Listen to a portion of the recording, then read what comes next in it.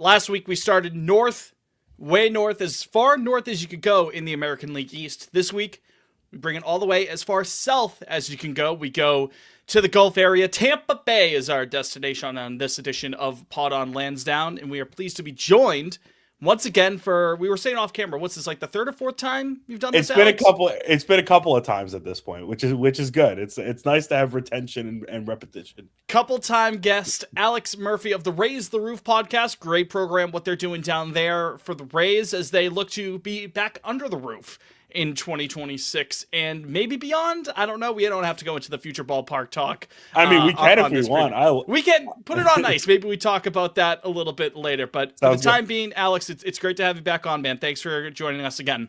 Yeah, likewise. Always happy to come on. Always happy to talk shop. I'm sure that we'll talk about other things than just the Rays because we have teams that we both enjoy together. So, we'll see. We'll save the Arsenal talk to a minimum towards the end, too. But we'd be remiss. I mean, if it's just us two, there's no Jake here, and there's no Liam. Jake doesn't care about soccer, and Liam's a Liverpool fan. So yeah. Liam's suffering in like 6th or 7th place at this point, 8th place. Yeah, but I mean, he's won enough in his time. It's our chance to win something, but that or we bottle and go to a little bit later in the conversation. Exactly. Let's start with the brass tacks here, though. The Tampa Bay Rays, who I tweeted this out from our show account when giving folks the heads up that we were going live tonight, Monday. The Tampa Bay Rays, I feel like I say something along these lines every year. You guys are the most annoying team in maybe all of professional sports. You're just pesky. And part of that is complimentary, of course. That's just, the consistency of the Rays. And we could get into the specifics of the players and the outlook for 2026 in due time. Of course, we'll get into that later in the conversation. But we got to start with the fact that the Trop is back, baby. Not every year you get to shift to a minor league park and then immediately shift back to your major league park because of a natural disaster. But Tropicana Field will be back in play. Obviously, first of all, I guess your excitement for getting back to your regular home, the Trop, which I am a pro Trop defender. It's better than people give it credit for. I say that every year whenever we have this conversation. It's worth repeating.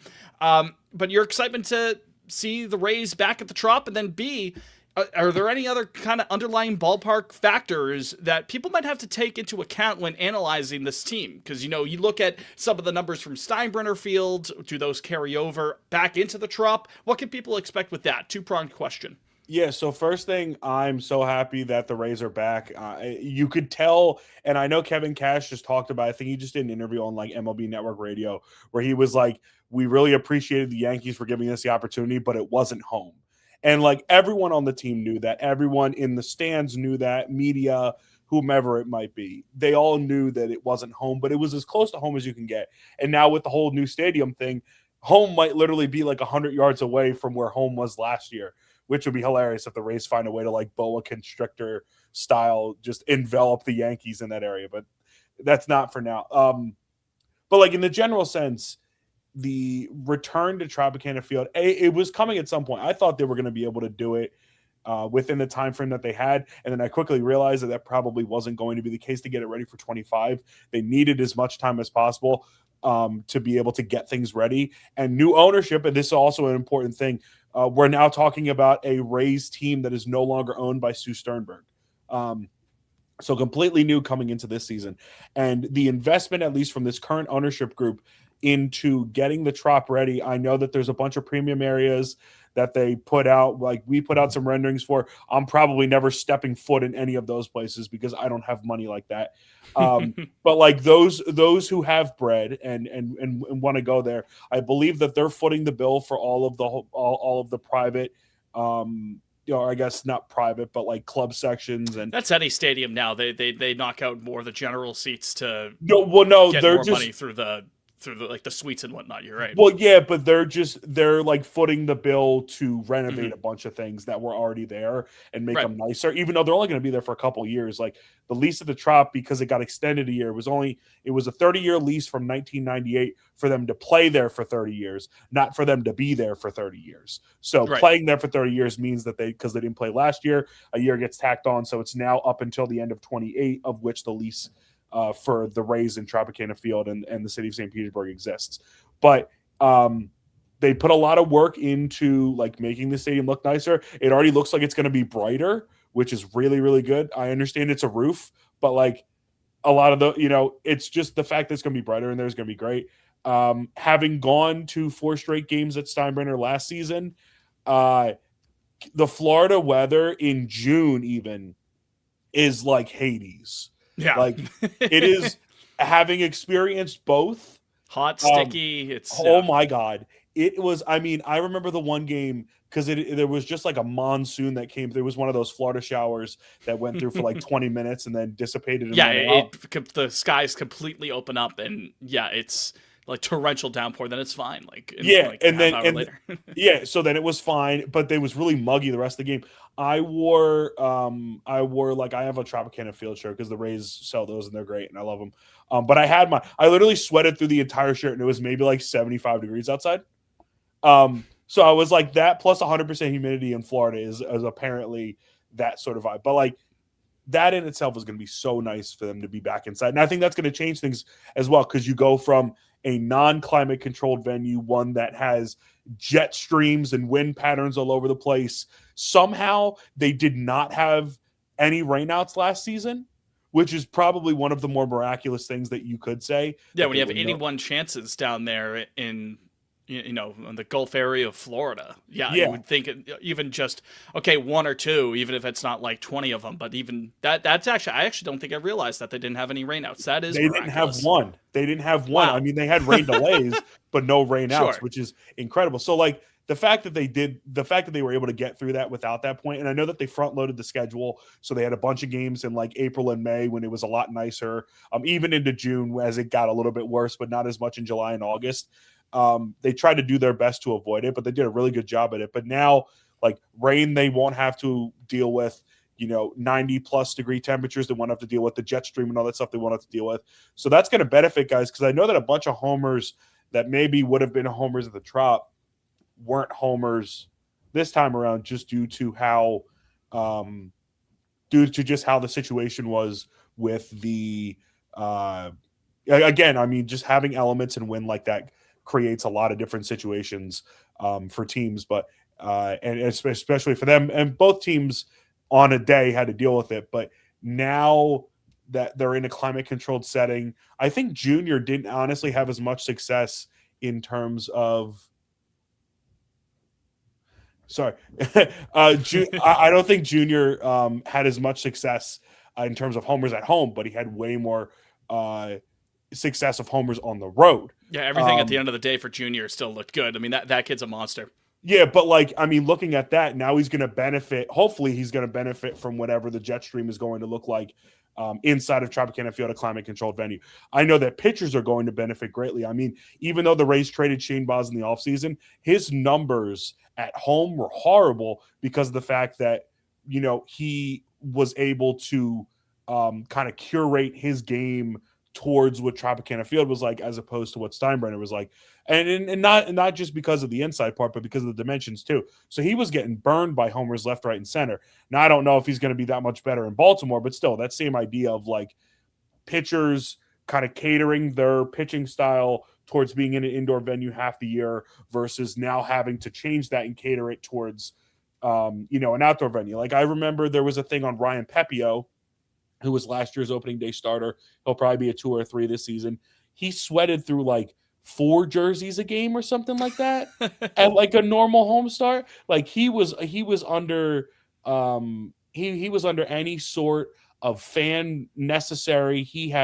I'm sure he was guzzling down water during the game to make sure that he was staying hydrated and all that stuff. But like that sort of a thing, he'll probably still sweat inside the Trop, but it won't nearly be as bad. So like, you don't have to rent out the entire team store to make sure that he's equipped for the game. Exactly. Yeah. So things like that, I think, are going to really benefit this team. I don't know how much they're going to benefit this team. And especially when you're losing power from last season, like you're losing someone like Brandon Lau, who I still don't know what's going on with Gavin Lux. No one knows what's going on with him because he hasn't played a spring training game yet. They said it was like overall soreness is why he's out. And I'm like, that's a weird thing just to say, but like, the things like that, I think that the pitchers are going to benefit more. I'm curious to see how hitters will benefit more. I would assume someone like Yandy Diaz will probably benefit more as a result of that. Same thing with Junior. I don't know if it's going to be any different or any similar for Jonathan Aranda, because those are your three big hitters there.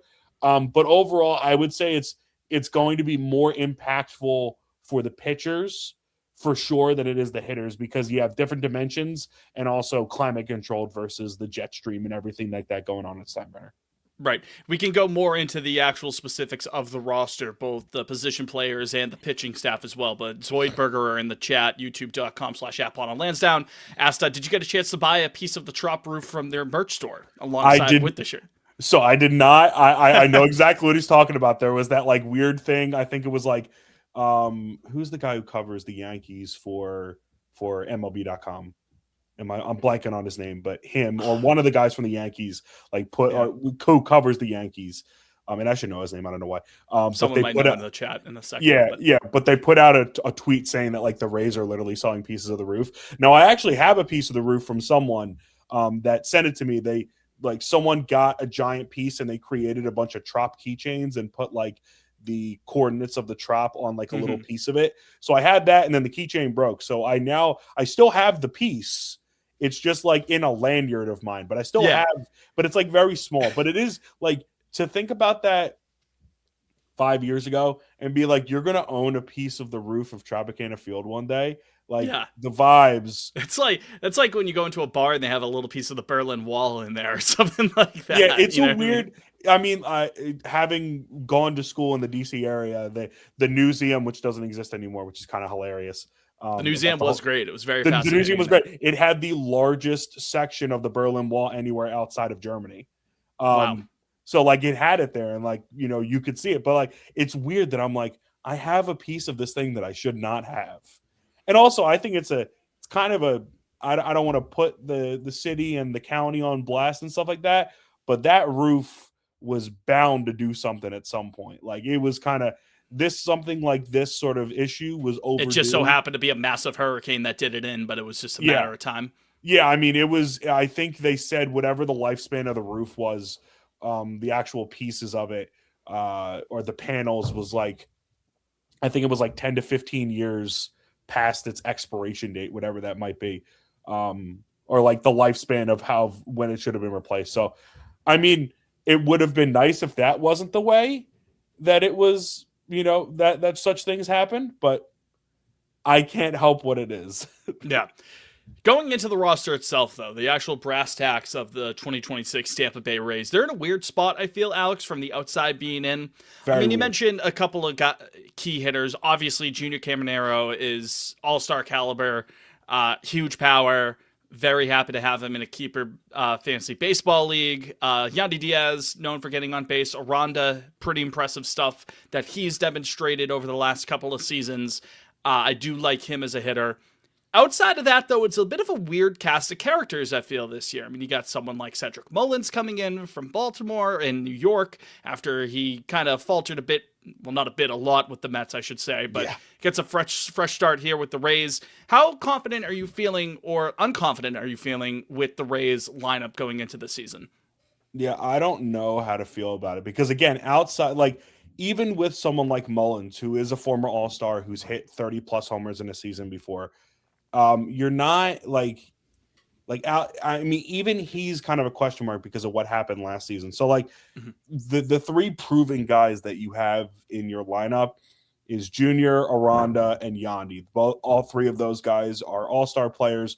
All three of those guys are, well, I guess Junior and Yandy are perennial MVP candidates when they're at their best. Aranda hasn't shown that much yet in in like a full season sample size. But he's shown the flashes of being a solid hitter. I mean, I remember the one game because I went to a bunch of games in Baltimore this season. And it was the Saturday game that they played against Baltimore back in June of last year. He hit a ball onto, I think it was the second furthest ball or third furthest ball ever hit onto Utah Street. Wow. Like it was I think like we gave him a shout out on this exact program last year previewing the 2025 team. I don't know if it was you. I mean, that makes sense. Myself, like to toot my own horn, but like I think he got a shout. I mean, I've never seen a ball hit that far. Like, Yeah. I was like, holy shit. That That's a ball poke was onto Utah Street, man. I mean, it hit. Do you know where like the Boogs barbecue is? Yes, yes. Yeah. In right center field. Yeah, I Not was gonna even say like that's not like that's not down the line. no, that ball, it was I'm like, when I saw that, I was like, oh my God, this guy is going to be, and I was hoping he would have the full season to show how good he would be. But Mhm. that was the point, even if I needed a point before that, to be like, oh my God, this guy is a stud. He's got the potential to be kind of an MVP candidate at his best. But again, outside of those three, like Mullins, I would say is like the next best guy on that list, but he's still a question mark. I don't know what's going on with catcher. The Rays seem to be fine with Nick Fortes and Hunter Fiducia. I kind of have beef with Hunter Fiducia because like the Rays have put a lot into him for him to be the backup guy. And a lot of people are hype on him. I'm not hype on him yet because he spent 4 years in the minors or 4 years in AAA alone with the Dodgers, which means that like he wasn't good enough to replace Austin Barnes, who turned into a pick-me catcher for Clayton Kershaw. So like if you can't beat a guy who's only there essentially for like one pitcher in a team, I know the Dodgers are good, Yeah. but like that's kind of showing signs that like maybe you're not the guy, and maybe I'm, we haven't seen enough of him in a big enough sample size to say whether he's good or bad. I was not impressed by what I saw last season. I'm more impressed by Nick Fortes. I think that he's good on both sides of the ball. I'm hoping he can produce some offense this season. But like, I mean, if he gives me 10 homers, I'll be happy with that because that's basically what's going on there. But like middle infield, I mean, Taylor Walls is still alive and he still survives. That's wild considering previous He's like people. a Twinkie in Nuclear Holocaust, man. Yeah, what is it, like a cockroach? He's just like a cockroach. Same idea, right? Yeah, and then now the new guy is Carson Williams. So Carson Williams is this, was this highly regarded prospect, was a first round draft pick, I believe, back in 21. The K rate is atrocious. He had a really bad start to Durham last season, but he plays good defense and he's shown a lot of signs of power. Then at second base, because you got rid of Brandon Lau. No more Brandon Lau. I was going to bring that up. That's going to take some adjusting for me, and I'm sure some other people being like, "What? Yeah. Pittsburgh? What's up with that?" Me, the Maryland alum, is angry about the other Maryland guy being traded. Yeah, I didn't know he was a Terrapin. I am very obnoxious about the fact that he was a Terrapin. Or him and Steve Francis, baby. Yeah, and plenty of other guys. Steph Diggs. Unfortunately, Matt Shaw too. Yeah. And SPP, potential future Red Sox Matt Shaw. You're talking about it if you ask some people. Hey, we have SVP, so we're fine. Yes, but yeah, so then they replace him. They trade Josh Lowe away. They replace him with Gavin Lux, who I reacted to him being traded and sent to the Rays in real time, and I said, "quote unquote," he's so average.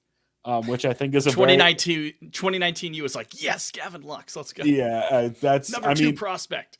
But like, it's so brutal because it's him and then Ben Williamson, who they got in the Brendan Donovan 3-team trade because the Rays can't seem to get their way out of 3-team trades. They love being part of it. But like a lot of people were like at one point in the season or in the offseason, the Rays were in on Ketel Marte. That didn't happen. Another point, the Rays were in on Brendan Donovan. That didn't happen. And now somehow in that trade, they lost out on Brendan Donovan because they went to the Mariners, and then they got someone in Ben Williamson who is like, he's a good fielder, but again, he's like a Taylor Walls type hitter where he's probably better average wise, but he can't, he doesn't have power. So now up the middle, instead of having like Carson could pan out, I don't know what's going to happen there, but instead of having a proven hitter in Bilal, now you're very unsure up the middle. Yandy, Aranda, and Junior on the corners are going to be fine in DH. In the outfield, it's kind of unknown. I mean, the big piece in the Lau trade, the return for the Rays, is Jacob Melton. He struck out a lot so far in spring training, but he's hit some absolute nukes. Like, I think both of his home runs that he's hit still haven't had registered projected distances on StatCast. Oof. So I don't know what you bat him 5th or 6th, even if he swings and misses a bit, strikes out a bit. That's, you could do worse, I suppose, if he's got that power potential. Now, I don't know if he's going to start the season out with the Rays. He might start the season out in AAA. You don't know. But like outside of him, Jake Fraley was someone who they signed. I believe they gave him like $3 million They got him from the Reds. He's, I think, at his best, has hit like 17 to 20 homers in a season. So it'd be nice if that panned out.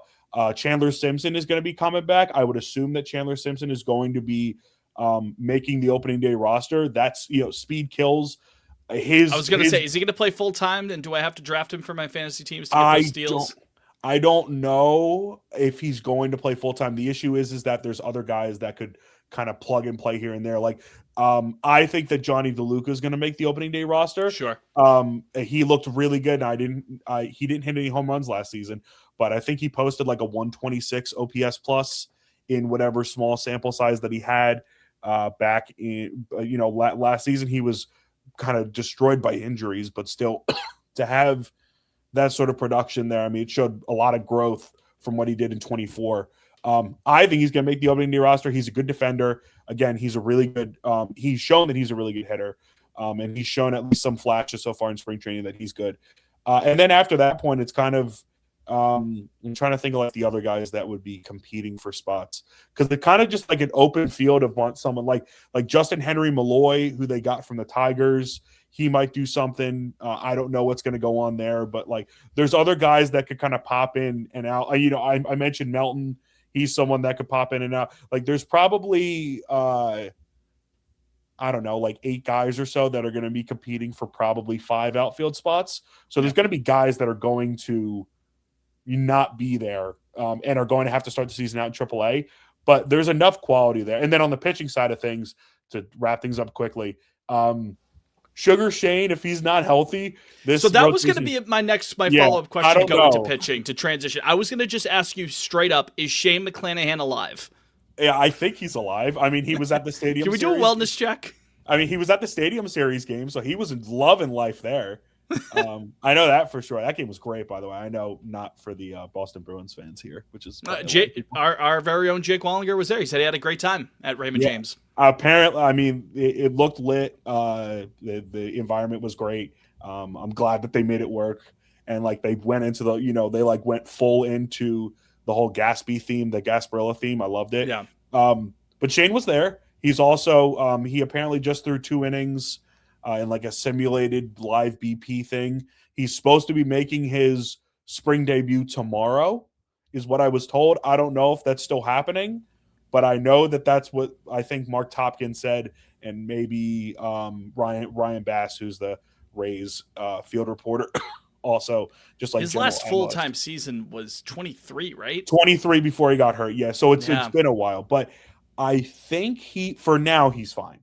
But again, we don't know what's going to happen for the season, which then opens up, because you also have a starting pitching battle happening, because outside, like Pepio's a given, Rasmussen's a given. They just signed Steven Matz, and they also signed Nick Martinez, who are both I would assume going to be Gibbons.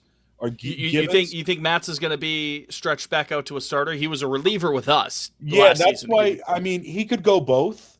Yep. So like I would be fine whatever way they go. But then on top of that, you have Joe Boyle and Ian Seymour, who Seymour was originally a bullpen guy, then got stretched out to a starter because the Rays needed him and he looked good. Boyle has done both, but I think was more primarily a starter this season. He came over from the Jeffrey Springs trade from I really want to call them Oakland, but I know that they're not in Oakland, but the A's. He came over from them. You guys conjure pitchers out of thin air, anyways. You know, what I mean, they conjured. Jeffrey Springs was that trade, and they conjured him out of nowhere. Oh no, he was very much a pitcher for the 2020 Red Sox, and he was ass for us. And then he completely turns it around. I don't know. Well, that's what I'm saying. They it's the same sort of thing. They turned him into a piece, and then they got another piece out of it. But Boyle's got control issues. He can touch 100, but he's got control issues. But when his stuff is on, he is unhittable. So that's 7 guys competing for 5 rotational spots there, and they might end up in the bullpen or whatever it is. Edwin Uceda has. I was going to ask about the bullpen, from even if they flow over to the bullpen, because this isn't me necessarily saying this, Alex. Just having done a little bit of research before this conversation, the bullpen seems to be a huge question mark. Honestly, I don't think it's as much of a question mark as people think. Okay. Because I understand they lost Pete Fairbanks. I wish that they would have traded him instead of letting him walk and not re-upping his his 26 option because they could have gotten value Yeah. for him, but I guess they couldn't find anyone to get value for him.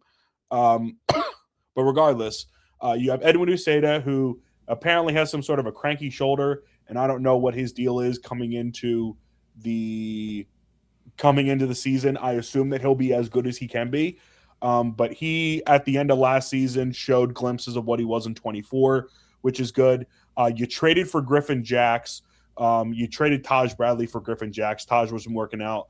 You didn't. They didn't like his peripherals. Sometimes he was on, sometimes he was off. You get Griffin Jacks, who should be the captain of Team USA because he literally went to Air Force. So, like, I feel like he should be that guy. Skeens did for a hot second too. Skeens was Skeens. Yeah, they can share captain duties. But yeah, so Jax, a lot of people are kind of picking him as like the closer for next season because he's shown. I mean, he has some filthy stuff. He didn't really show that as much last season as I thought, but he showed some really filthy stuff. I know, like 2 seasons ago, he had a really good year. He posted like a 2 ERA with the Twins. But then outside of him. Then you have Brian Baker, who you traded for. You traded a comp pick for to the Orioles to get him. He ended up showing some signs at the end of last season. Yeah, he had a really good stretch of probably like 15 outings where he gave up maybe like 1 run in like 15 innings or something like that. It was really sharp. Funny enough, the comp pick that they gave to the Orioles, they got back, or they got the player back in the Shane Baz trade, which is a hilarious thing about how that worked. But again, Baker's supposed to be one of those later inning guys who's shown stuff. And then Garrett Clevenger, who had his best season by far last year.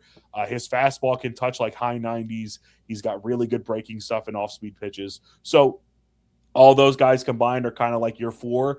And then whatever happens with the other with the, like Boyle and Seymour, whoever it is, or Matz or whomever, if they end up going back, you use those guys as like longer relievers. So like Kevin Kelly was awful last season. Hopefully he can bounce back because they need him to bounce back. Like he was unusable as a reliever.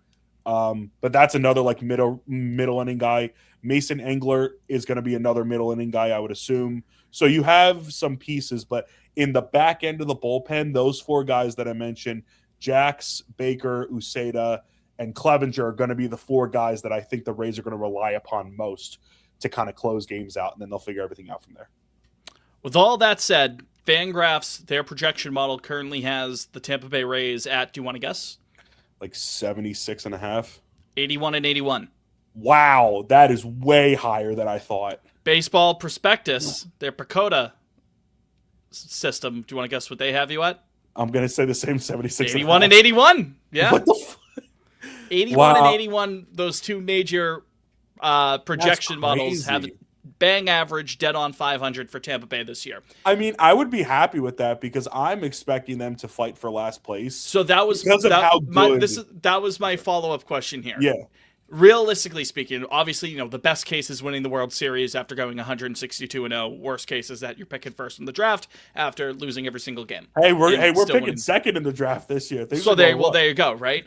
So, there's also a lottery now. So even if you did go 0-162, you wouldn't be guaranteed to be picking first. But the point is, realistically speaking, what is the best case scenario for the 2026 Rays? If everything goes right, this is what's going to happen. Yeah. What is the worst case scenario, realistically speaking? Like, this is where it could fall apart and fall in on itself. And then, in your heart of hearts, what you're projecting for the Rays this upcoming season. Yeah, well, I will say about the draft, because the Rays actually had less than a 1% chance of landing number 1 pick. And sure enough, who shows up to the draft lottery but Brett Phillips? And somehow, some way, the Rays go from like the 14th best or 14th worst odds to getting the number 2 pick. And hopefully the White Sox are stupid and they let Rock Chwalski drop to number 2, and then the Rays pick him up, and we have the greatest day of our lives.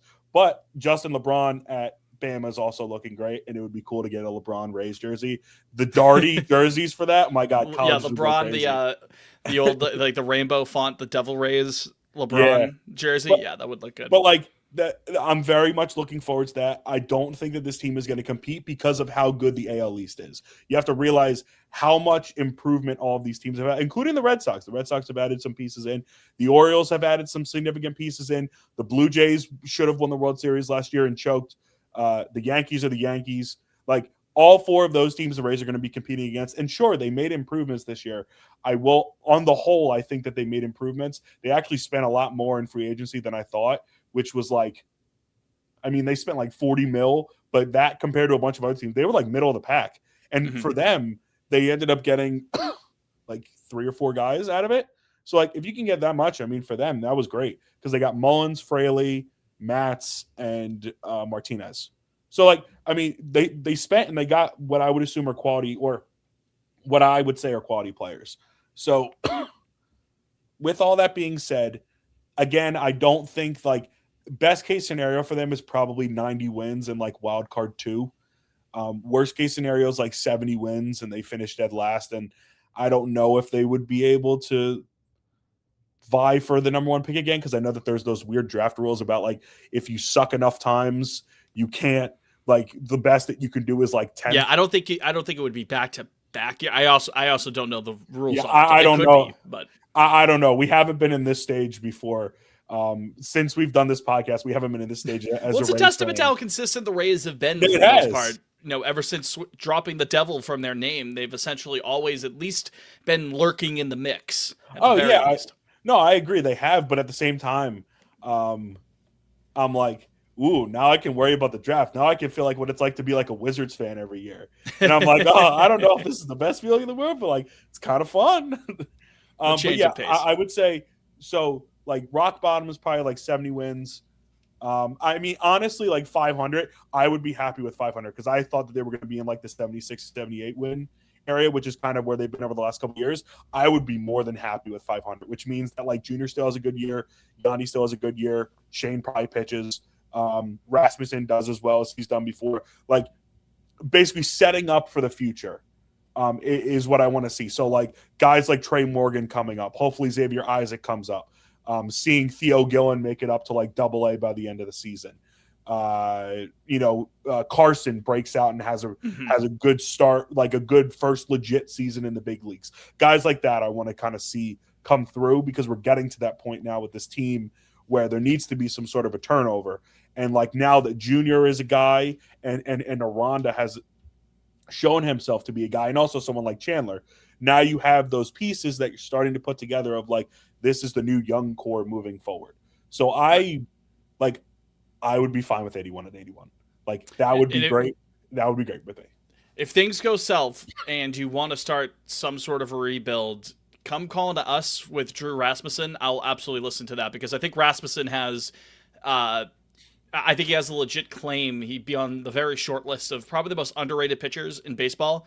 That dude's so legit. I really, really like Drew Rasmussen. He's so good. I mean, and you have to remember, they got him in the Willy Adames trade, which I wish that Willy Adames was still on the Rays because, my goodness, the person the reason why they cleared him to get, we don't need to get into that. Yeah, I think the chat has brought it up a couple of times. Oh, yeah, I know that individual would be. I know. Also, my boys over at Now That They're Sox podcast were like, "Why did you?" Yeah, Trader. I was going to ask if you had been on with those Scallywags before. Hey, I've been with them. Hey, I'm going to come on their pod. I love talking with y'all.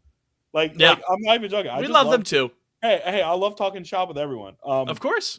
But yeah, the that. So like the Adames trade happened, which was a beneficial trade for the Brewers and a very beneficial trade for the Rays because I think that Rasmussen has accumulated like 14 WAR or something. Maybe it's like 11, but like he's gotten double digit. And that's after some time on the shelf too. Yeah. No, I mean he's had issues as he's going find a new gig, buddy. You know what? I love Ian yapping. Ian from another Sox podcast. I love Ian. I love Ian. He's great. But like, I mean, legitimately, that was a win-win trade for both sides. And like the Rays don't like, if Shane doesn't work out, now you have a number one. You already have an established number one in Rasmussen. So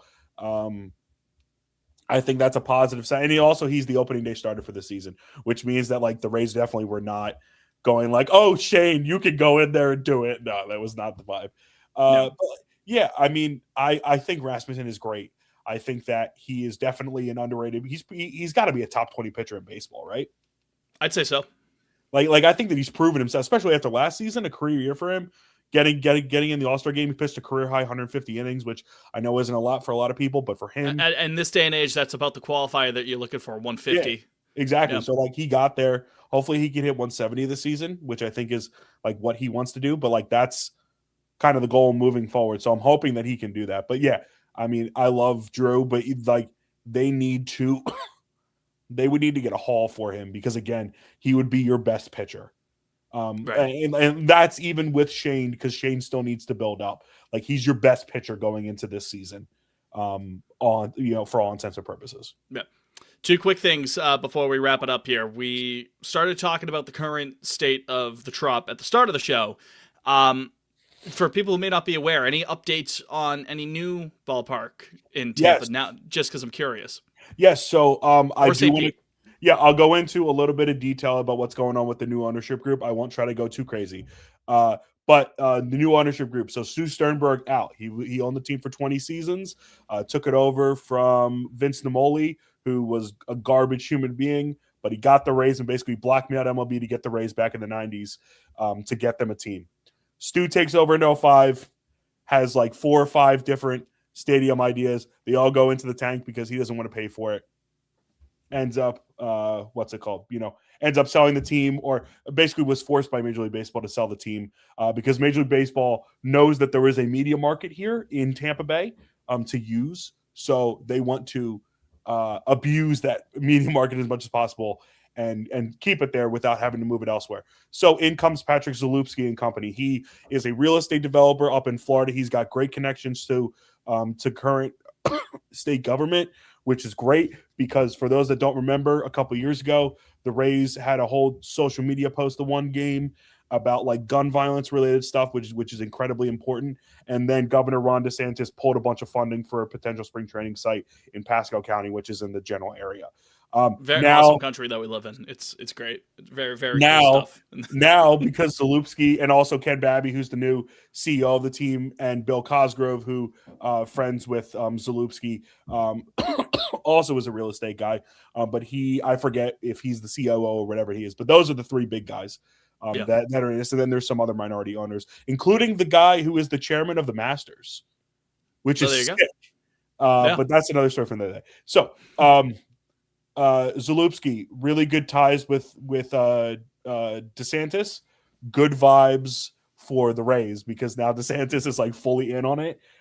They're targeting, like I mentioned earlier, they just voted to add on another 22 acres of land. So it's roughly about 130 acre parcel of land that literally surrounds Steinbrenner Field in Tampa. It's the current location of HCC Del Mabry campus. So that's Hillsborough College. It's a community college in the area. That's the largest campus of all of, I believe they have 5 different campuses in the area. That's the largest one of the 5. What they're going to do is they're going to rebuild the campus, or this is the plan as of right now. They want to rebuild the campus on another part of the entire land. They want to build mixed use development, housing, all that good stuff. Which is all these new parks now. It's going to be all exactly mixed use. They like want the Battery in Atlanta is they literally mentioned that the first press conference that they had. They said the Battery in Atlanta is the gold standard for what we want to try to build moving forward. And the Battery, I believe, is about 50 to 75 acres.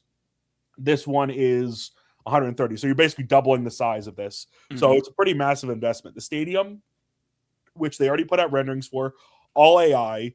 Not fans of that, but it's pretty obvious. You could see Steinbrenner in like the top left corner or the top right corner of the thing, and it was just like a box. It looked like Ebbets Field. Foul lines going directly up the middle, like over. Yeah, I was like, it looked like Ebbets Field, and I was like, nope, that's not what it's supposed to look like. Just slop. But so that's there. Or that'll be there. It's like a 30,000 seat venue. It looks really nice. It's gonna have a translucent roof. Kind of looks like what's it called? It looks like SoFi Stadium. It's like SoFi South, but for baseball. Okay. So it's got that SoFi Stadium type vibe. Looks pretty interesting. And then, like I said, there's going to be that whole battery style thing. There's supposed to be like a nice street with a whole bunch of, shopping and entertainment and dining and all that stuff. So they are really pushing for this. It seems like there's a lot of support. Now, the next part, if they actually want to get something done, is getting funding, because that's the biggest thing. There was actually funding for the previous stadium. They got 600 mil from the county and the city. That didn't work out because Stu didn't want to pay his side of it. But now the Rays have said that they'll foot at least half the bill for the stadium, which I assume means that they'll foot more of it. But they're trying to look for any way to get some sort of a funding project together. I believe they said the whole project is going to be closer to like $10 billion, which is a lot of money. But considering how all these other projects worked and what they were trying to do in St. Pete, which was like $7 billion, this is kind of fits in the same vibe. So it's going to be a lot. They're saying that they want to pull in like Disney's Animal Kingdom style numbers, which I looked at what they. So I looked at a lot. Animal Kingdom's the fourth most popular park at that resort, and it's still massive. How many people they bring in? Yes, and now there's no dinosaur, which means that there's going to be even less. RP dinosaur. They're making way for a Kanto and shit. RP. That place was dinosaur is great. Yo, Dr. Seeker, man, I feel so bad for that guy. Another story for another day. But yeah. So they want to like that whole thing. They're gonna. I guess what I was trying to say before, the battery. I think they said pulled in about 9.3 million people, in terms of attendance. So like if they can hit those kind of numbers, then you're hitting that Animal Kingdom style number.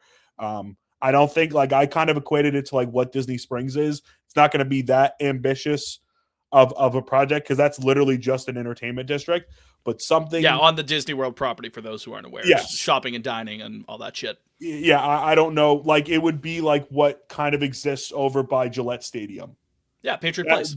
Patriot Place. That sort of a vibe. So all of it's not going to be that, but they're really trying to create something like that. I don't know how well it's going to be. I don't know how not. I don't know how it's going to work. But I know that something like that is going to exist, and it seems like they have the faith in order for everything to work out. They just need the funding part of it. So, this has all happened within like a 6-month period of time, which kudos to them for really going hard on this. But I'm hoping everything works out. And it's that plot of land in Tampa. It's right across the street from Raymond James Stadium, literally connected to where Steinbrenner Field is. That's where they're looking at. Yeah, gotcha. As long as they allocate some property for Fergs to open up a new location. That would be great because Fergs is great, and I know Fergs. That they lost like 40% of the revenue from 24 from last season just because of the lack of foot traffic. Yeah, but there's going to be plenty of games this season, so I hope people go out there because the vibes are great, they're great, everything's good. If you're down at the Trop, get the wings at Fergs along with a couple of drinks of your choice. Last question, very quickly before we wrap up: how many trophies does Arsenal end up winning this season? Oh God, I hope 4. I hope 4. I think it'll be 2. So Prem and Carabao? I think we're gonna win either the Prem or the Champions League. It'd be hilarious if they won like and then one of the domestic cups as well. It'd be funny if they lost the Prem and they lost the Champions League, but they won the FA and Carabao, and you're like, oh, great. Oh yeah, monkey paw curls. I said 2. Yeah, that's why I said either Prem or Champions League for one, and then one of the domestic cups for the other. 4 would be amazing to do. 4 and Tottenham being relegated, that would be. I may just not watch anymore. Like, how am I going to top that? You know I might cry tears of joy. I'm like, and I think because I'm trying to not worry as much about like MLS, even though like in my coverage area for my work, there's a kid who's Jackson Hopkins who's on DC United. He's really good. He's like 21. So like I'm following it for that, but like outside of that, like MLS is not watchable for me. So I'm just like blood curdling moments watching Arsenal hold on to a title run. I almost crashed out on Sunday. I thought they were gonna equalize Chelsea there. Yeah, like when they scored that goal, that was called offside. Like I fell to my knees. But yeah, I would prefer only the best for them moving forward. But who knows?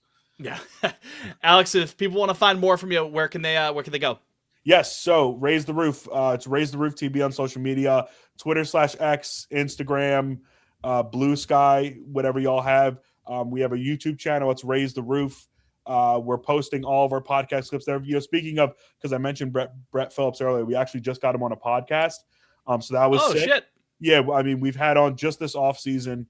We had on 2 different prospects, Alex Cook and Garrett Edwards. Both of them are Alex was protected on the 40-man. Garrett's actually 2023 national champion, good friends with Paul Skeens. Cool. So pretty cool stuff there. Nice. We've had on plenty of people. There's more players that I'm trying to get on moving forward. Hopefully some 40-man roster guys and guys that are on the 26-man roster. So all that good stuff there. And then our podcast is everywhere: Spotify, Apple Podcasts, iHeartRadio. It's just Raise the Roof. So you can find all of us there. And again, that is Alex Murphy of the Raise the Roof conglomerate brand podcast, you name it. Alex, thank you as always for joining us, man. It's a pleasure. And if you want to set up another time to talk, you know where to find me, man. 100%. Until then, 100%. appreciate it, dude. Thank you very much. Appreciate it. Thanks for having me on.